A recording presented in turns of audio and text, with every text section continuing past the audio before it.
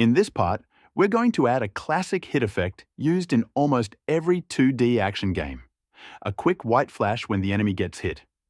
This simple effect makes combat feel more responsive, more satisfying, and much more professional. So today, we'll implement a clean flash system that activates every time our warrior enemy takes damage. To create our flash effect, we first need a special material that we can swap onto the enemy when he takes damage. So let's start by creating a new folder. I'll right-click in the project window, choose Create, Folder, and name it Materials to keep everything organized. Inside this folder, I'll right-click again and create a new material. I'll name it On Damage Flash. Now with the material selected, I'll go to the inspector, open the shader drop-down, and change it to GUI, Text Shader. This shader lets us force the sprite to appear fully white when applied, which is perfect for our hit flash effect. Next, let's create a script that will manage the visual effects for any entity in the game, like enemies, or even the player later on. I'll right-click in the Scripts folder and create a new Sears script called Entity_VFX. Inside this script, we'll make references to our sprite renderer and the flash material. So I'll add two serialized fields. One for OnDamageVFX Mat, which is the flash material, and one float called OnDamageVFX Duration, which I'll set to 0.15 seconds. This will control how long the flash effect lasts.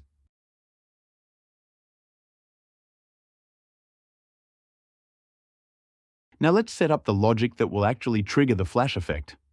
Inside the Entity_VFX script, I'll start by going into the Awake method. Here, I want to grab the sprite renderer from the enemy, so I'll use getComponentInChildren Sprite Renderer, which ensures we get the renderer even if it's on a child object. Next, I'll store the enemy's original material by assigning spriteRenderer.material to a new variable called OriginalMat. This is important, because after flashing white, we want to return the sprite to its normal material. Now let's create the coroutine that performs the flash. I'll make a new IEnumerator called OnDamageFlashCo. Inside this coroutine, the first thing we do is swap the sprite's material to OnDamageVFX Mat, which is our white flash material. Then we wait for a very short amount of time, the flash duration, by using YieldReturnNewWaitForSeconds OnDamageVFX Duration. Later, we'll restore the material back to the original one, but for now, we just set up the structure. This coroutine will give us a clean, smooth flash effect every time the enemy takes damage. Now we want the flash effect to play every time the enemy takes damage. To handle this properly, we need a method that starts our flash coroutine, but also stops it if it's already running. I'll first create a new coroutine variable called OnDamageVFXCo. This will store a reference to the flash coroutine whenever it's active. Next, I'll create a public method called playOnDamageVFX. This is the method we'll call from other scripts, like enemy health, whenever the enemy gets hit. Inside this method, the first thing we'll do is check if the coroutine is already running. If OnDamageVFXCo is not null, that means a flash is already active, so we stop it using stopCoroutine. Then we start a brand new coroutine and store the reference in OnDamageVFXCo.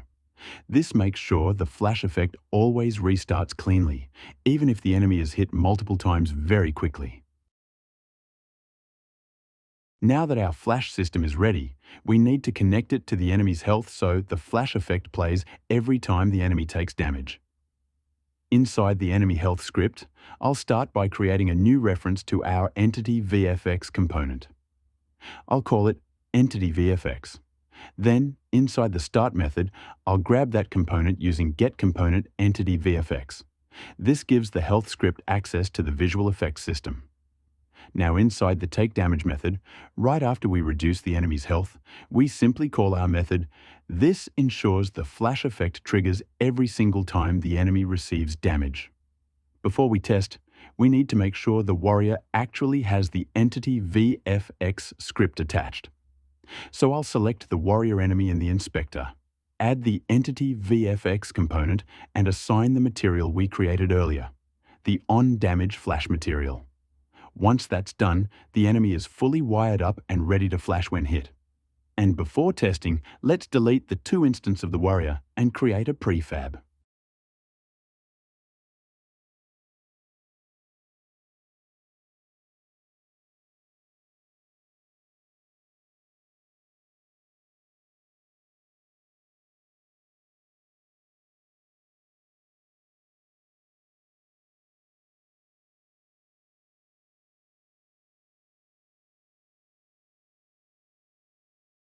I'll hit play.